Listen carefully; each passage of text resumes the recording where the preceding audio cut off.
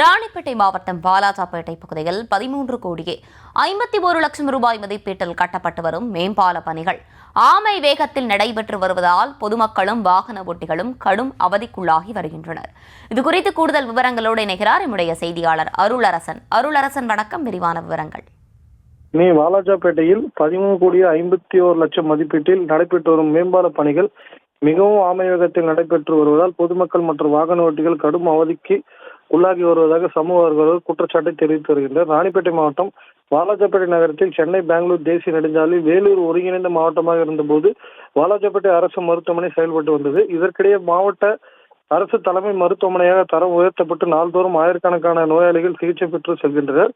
மேலும் மருத்துவமனை கட்டிடமானது சென்னை பெங்களூர் தேசிய நெடுஞ்சாலை இருபுறங்களும் இருப்பதால் சிகிச்சைக்காக நோயாளிகள் மருத்துவமனை கட்டிடங்களுக்கு சென்று வருவதற்காக சாலையை கடந்து செல்ல வேண்டிய நிலைமை ஏற்பட்டுள்ளதாகவும் இச்சாலையானது தேசிய நெடுஞ்சாலை பல்வேறு மாநில இணைக்கும் முக்கிய சாலைகள் என்பதாலும் அதேபோல் தற்போது 24 மணி நேரம் வாகன போக்குவரத்து இருந்து கொண்டு வருகிறது.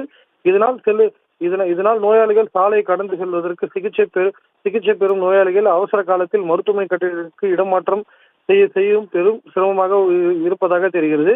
இதையடுத்து மருத்துவமனை முன்பாக தேசிய நெடுஞ்சாலையை பாலம் அமைக்க வேண்டும் என பொதுமக்கள் மற்றும் சமூக ஆர்வலர்கள் நோயாளிகள் வலியுறுத்தி வந்தனர்.